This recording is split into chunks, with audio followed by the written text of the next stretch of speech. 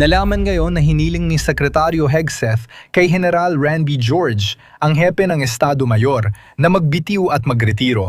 Tingnan mo ang litrato niya mula sa West Point. Sa madaling salita, ibig sabihin nito ay tinatanggalan ng posisyon ang pinakamataas na unipormadong opisyal ng hukbong katihan. At based sa nakikita ko sa maraming balita, sinasabi nilang tinatanggalan nila ng trabaho ang opisyal na ito.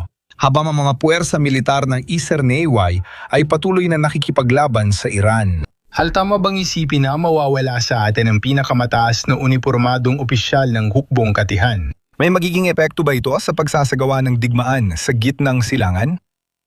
Hindi ko akalaing malaki ang epekto nito. Hindi naman sentro ang papel ng hukbong katihan sa ginagawa natin doon. Nakikilahok sila pero hindi tulad ng ibang sanggay.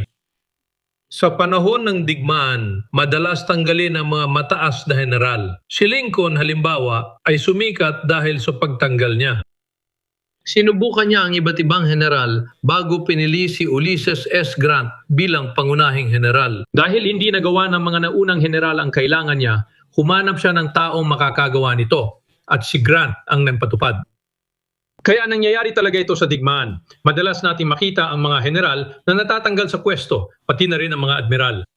Gusto ko ring banggitin na ang administrasyong ito ay nakapagpatanggal ng halos 12 general at mga flag officer. Kapansin-pansin natanggal sa pwesto si C.Q. Brown, ang tagapangulo ng Joint Chiefs of Staff. Tinanggal sa pwesto si Lisa Franchetti, pinuno ng Operasyong Pandagat. Pagkatapos, natanggal sa pwesto ang pinuno ng DA, pati ang pangalawang pinuno ng hukbong panghimpapawid. Tuloy-tuloy lang ito bilang nakatataas na pinuno at ang opisyal na may pinakamataas na ranggo sa iyong sanggay. Dapat ka may magandang relasyon sa ibang pinuno at sa kalihim ng depensa o digmaan. Sa kasong ito, Randy, sige. Si George na natanggal sa trabaho ay talagang napili para sa posisyon sa nakaraang administrasyon. Bago yon, siya ang naging pangunahing tagapayo militar ng kalihim ng depensa sa administrasyon ni Biden. Nakakatuwa si Christopher Neve na medyo junior kumpara sa maraming general ang naging pangunahing tagapayo militar ng kalihim ng digmaan si Hegseth. Kaya marami talagang ganyan. Kapag umabot ka na sa ganitong antas, nakikitungo ka na sa mga relasyon at sa maraming bagay na tinatawag ng iba na politika. Pero hindi politika sa kahulugan ng partidong politika, kundi politika sa kahulugan ng kung sino ang kakilala mo, kung sino ang magpapalakad para sa iyo at mga ganitong bagay. Kaya nagbabasa ako kanina, ngayon sa totoo lang, meron tayong mapa dito para bigyan kayo ng ideya kung saan dumadaan ang bahagi ng trapiko sa kipot ng Hormuz. Sa tingin ko, ina-update ito paminsan-minsan, kaya nagbibigay lang ito ng pangkalahatang ideya ng trapiko. Ngayong gabi, nabasa ko na humigit kumulang 40 bansa ang nag-usap tungkol sa isang magkasanib na aksyon para muling buksan ang kipot ng Hormuz at tigilan ng Iran na sa panipi, kontrolin ang pandaigdigang ekonomiya. Ang United Kingdom ang nag-organisa nito. Sa pagkakalam ko, HAL. Ano kaya kung gayon, ang pinakatiyak at epektibong paraan sa pangmatagalan para sa 40 bansang ito na maisakatuparan ang paunang ideyang ito? At ito ang unang pagpupulong sa serya ng praktikal at konkretong aksyon. Iniisip ko na lahat sila ay magsasama-sama sa isang pinagsamang task force para mapanatiling bukas ang kipot ng Hormuz. Ang 40 bansang ito ay may maraming barkong pangalis ng mina. At kung titingnan mo ang mapang iyon, papapansin mong may trapiko sa partikular na puntong iyon. Alam mo, sa dulo ng isla ng Kishim, doon sa itaas, malapit sa Bandar Abbas, makikita mo ang mga barko. Parang iyon yung toll gate na binuksan ng mga Iranian. Gusto nilang dumaan ng mga barko sa mga islang nasa timog ng Hormuz, magbayad ng $2 milyong na bayad at magpatuloy. Ang hindi mo nakikita ay nandiyon ang mga internasyonal na rutang pandagat kung saan karaniwang may trapiko. Wala kang makikitang kahit ano doon. Marami ang nagtatanong kung minado ang mga rutang pandagat na yon. Iyan ang dahilan kung bakit ayaw ng mga Iranian na may dumaan doon. Magdudulot ito ng mahaba at masusing trabaho na mangangailangan ng maraming panghuli ng mina, isang bagay na kakaunti lang ang mayroon ang mga Europeo. Sama-sama ang mga bansang ito ay may iba't ibang barkong panghuli ng mina At may iba pang mahahalagang yaman sa dagat at himpapawid na magiging mahalaga para sa isang pinagsamang puwersa, misyon, na panatilihing bukas ang lugar na iyon. Pero may ilang mga hakbang sa paghahanda bago ang labanan na kailangang mangyari muna. At ilang mga bansa ay tahasang nagsasabi na dapat magkaroon ng tigil putukan, maging ito man ay opisyal o de facto. Pero kailangan ng kahit anong pagtigil ang mga aktibong kakayahang panglaban sa mga barko. Nag-post kanina si Pangulong Trump. Sabi niya, bumagsak na ang pinakamalaking tulay ng Iran at hindi na magagamit. Marami pang mangyayari.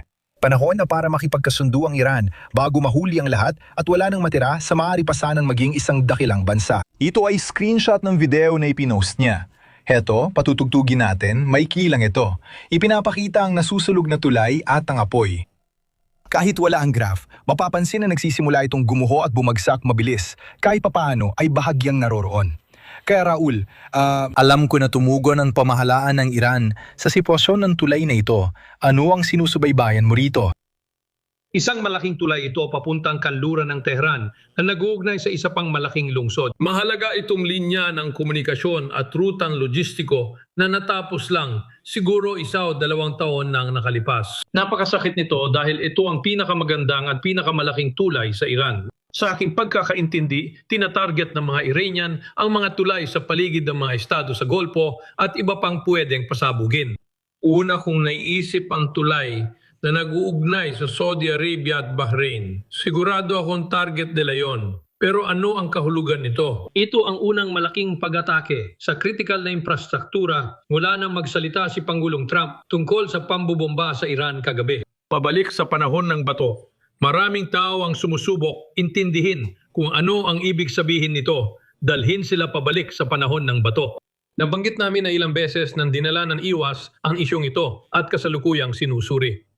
Kung atake natin ang kanilang mga planta ng kuryente at kung atake natin ang kanilang mga planta ng kuryente, ito ay epektibong magwawakas sa paggamit ng makabagong teknolohiya. Sa Iran, mahihirapan silang muling patakbuhin ang mga planta ng kuryente. Sa kabilang banda, susubukan ng mga Iranian na bombahin ang mga istasyon ng kuryente, mga planta ng desalinisasyon at iba pang mga infrastruktura sa Golpo ng Persia. Pero ito ang unang beses na gagawin natin ang ganitong bagay. Ito ba ay nagsisilbing babala para sabihing seryoso kami?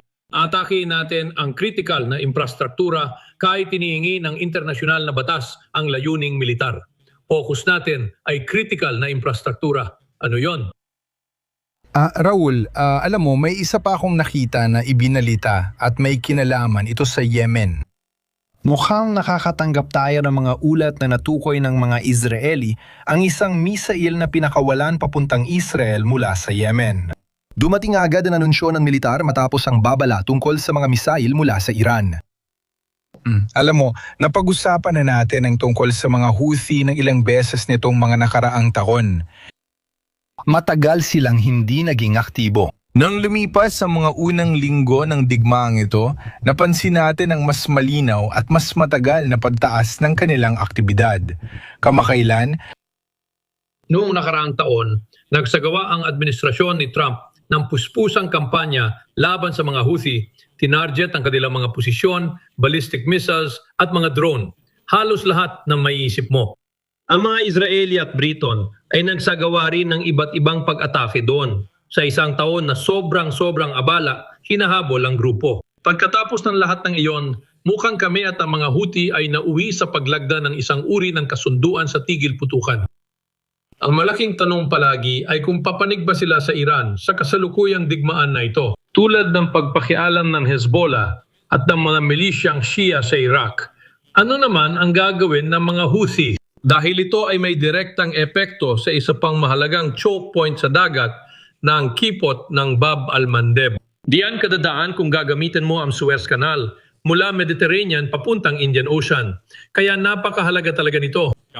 Acreditamos que eles vão voltar na magsagawa ng mga operasyong laban sa barko na pinatutunayan ng mga pagpapakawala nila ng mga balistikong missile sa Israel. Ipinapakita nito na nagpasya na silang suportahan ng Iran na yon at kung sakaling bumagsak ang rehimen sa Iran, sa tingin ko ay gumagawa ng napakapahamak na desisyon ang mga Houthi. Dahil ito lang ang tanging bansa sa mundo na sumusuporta sa kanila. Iyan lang ang tanging pinagmumula ng pera, armas, bala, lahat ng maisip mo, galing lahat sa Iran. Kaya kung hindi nila makuha ito mula sa Iran, sigurado mahirapan silang magpatuloy. Lalo na kung sina Zewa, Saudi Arabia at iba pang mga bansa ay magpasya na makialam kasama ang gobyerno ng Yemen para tugisin sila ng sabay-sabay. Nag-usap kami mga 24 na oras nang nakalipas matapos ang talumpati ni Pangulong Trump. Nagsalalita siya sa sambayanan sa primetime kagabi, tinatalakay ang direksyon ng digmaan. Nasa ere kami noon, kasama rin si Ben Hamad mula sa FDD na nagsabing parang wala naman tayong masyadong narinig na bagong impormasyon kagabi. Marami sa mga narinig natin kagabi ay mga paksang natalakay na ng White House o mga impormasyong nailatala na ng media. Bago ang talumpati, lumipas ang 24 na oras. Raul, may naging epekto ba sa digmaan pagkatapos ng mga pahayag ni Trump? Mukhang nagkaroon nga ng epekto ang ating mga obserbasyon. Sa merkado, tumaas ang presyo ng langis, bumagsak ang merkado. Walang narinig na malinaw na plano para makaalis sa digmaan. Kung ikaw ay nakikitungo sa mga kalakal tulad ng langis, natural gas o pataba, wala kang narinig sa talumpating yon na magbibigay ng ginhawa at ang mga presyo ay sumasalamin sa mga sinabi at ganon din sa buong merkado. Nakikinig sila sa mga senyales ng posibleng pagbaba sa gross domestic product, produktibidad at paglago. Lahat ito ay naipakita. Ang mga merkado ang nagbigay ng mas malinaw na mensahe kaysa kanino man tungkol dito. Pero pinipilit dito ng husto ang gobyerno na magpakita ng isang bagay na magbibigay lakas sa talumpating iyon. Isa sa mga bagay na lumitaw dito, gayunpaman ay yung matagal na nating sinasabi na bobombahin sila. Ibalik sila sa panahon ng bato. Ito ay nakatuon sa mga planta ng kuryente, pero naapektuhan nito ang buong critical na infrastruktura. Sa Iran, ang pag-atubili ay dahil kapag binumba mo ang kanilang critical na infrastruktura, gaganti sila at aatakihin din ang critical na infrastruktura ninyo. Mula sa mga kaalyadong estado sa Gulpo, Saudi Arabia, Bahrain, United Arab Emirates at pati na rin ang Kuwait. Patagal na nilang kinatarget ang ganitong infrastruktura. Sa anumang kaso, pero alisin nito ang anumang restriksyon. At least, yon ang original na iniisip. Ngayon, kailangan nating idiin ang Iran para mapilit silang makipagnegosasyon. Sa palagay ko, seryoso ang presidente na gumawa ng higit pa kaysa bombahin lang ang tulay. Sa palagay ko, sinusuri niya ang ibang mahalagang infrastruktura at sinasabing kailangan talaga iyon. Kaya ang mahihinuhan natin sa talumpating ito ay may pagbabago ba? Sa pangkalahatan, isang interesante itong punto pero sigurado ang reaksyon ng merkado ang sa palagay ko pinaka-importanteng bagay. Halos isang linggo na mula nang dumating ang mga bagong Marines sa gitnang silangan na ipinadala ng gobyerno. May balita ka ba sa ginagawa ng mga tropang yon mula dumating sila ron? Nandun ang ekspedisyonaryong unit pero wala akong narinig na ginawa nila sa lupa. Narinig ko na maari nagsanay sila papunta sa gitnang silangan pero hindi ko alam kung yun na ang unit na yon o iba pa. Sa anumang kaso, nandoon ang ika-31 unit na ekspedisyonary ng Marines at napakagaling nila. Mayroon silang isang batalyon, isang pinalakas na batalyon, isang elemento ng panlupang labanan. Marami silang puwersa roon, 800 hanggang 900 sundalo bukod pa sa isang pinagsamang iskodron. Maraming logistika, command at control at isang team na maraming nagagawa. Ang ika-10 unit na ekspedisyonaryo ng Marines ay kasunod lang. Ngayon malamang na tumatawid na sila sa Indian Ocean sa ruta, hindi na sila dapat malayo. At ang ika-82 na airborne, isang advanced na unit, mga 1,000 sundalo ang nandoon, maaring nasa pagitan ng 1,000 at 2,000 sundalo. Ang naririnig ko ay ito ay binubuo sa unang brigada ng ika-82 na Airborne Division na may lakas na 2 batalyon. At ito ang uri ng bagay na pinagmamasdan mo kapag nagpaplano ka ng isang airborne na operasyon para sakupin ang isla ng Karg o ibang isla. O kung gagawa ka ng mas matindi, alam mo na, mas mapangahas. At papasok doon para subukang kunin, kontrolin ang enriched uranium na yon, mas papasok pa sa teritoryo ng Iran. Iyan ba ang uri ng puwersa na gusto mo? Bukod pa dyan, naririnig din natin ang tungkol sa mga special forces tulad ng Navy SEALs at Army Rangers. Hindi nila sinabi na eksakto, pero inaakala ko may mga Marine Raiders din doon. Isa rin itong medyo malakas na puwersa. Dumarating ng bagong kakayahan. Kung tagapagtanggol ako ng Iran sa mga isla ng Golfo Persiko o kipot ng Hormuz gayon, tiyak sobrang kabado ako. Si Al Kemper ay dating opisyal ng Naval Intelligence, security analyst at host ng Strat Podcast. Ano ang susunod sa Strat, AL? Sige, magsasalita pa ako tungkol sa Golfo Persiko. Sa tingin ko, nasa yugto na tayo ng pagbabago at sasabihin ko kung ano ang dapat abangan sa mga susunod na linggo. Sasabihin nila, sobra kang nagsalita tungkol sa Golfo Persiko. Oo, nagsalita ako at magpapatuloy pa dahil malaki ang paksa nito. Hindi napapansin ng maraming bansa ang walang malaking reserba ng langis. Ang Pilipinas halimbawa ay nasa estado ng pambansang emerhensya. Mayroon lamang silang 30 hanggang 45 araw. Kahit buksan ang kipot bukas, may duda pa rin kung kaya nilang dalhin ang langis sa Pilipinas nang hindi nauubusan ng fuel ang bansa. Isa ito sa pinakamalaking problema ngayon na susubukan kong lutasin. Salamat sa oras mo. Hanggang sa muli. Salamat, Austin. Walang problema. Sige. Ngayon, titingnan natin ang live ang Kapitolyo. Kakalampas lang ng 10:00 ng gabi sa kabisera ng bansa. Panuorin si Jonathan Hunt ng Fox na sumusubaybay sa digmaan. Narito ang ulat tungkol sa mga kaganapan sa nakaraang 24 na oras kasama ang reaksyon sa talumpati ni Pangulong Trump kagabi. Panurin natin. Tatapusin natin ang trabaho at tatapusin natin ito ng mabilis. Nagbigay si Pangulong Trump ng bagong schedule para tapusin ang Operasyon Furia Epica na may mga layunin na dapat makamit sa loob ng 2 hanggang 3 linggo. Pero sumagot ang Iran, umatake gamit ang mga misil sa Israel at mga bansa sa Gulf. Nagbabala ang mga militar ng Iran na mayroon pa silang mga reserba, tambak ng mga misil at drone na hindi pa alam ng ZEWA. Walang halaga ang mga sentrong inaakala ninyong tinamaan ninyo, pero sa hindi ninyo alam na lugar ginagawa ang aming estratehikong produksyon ng militar.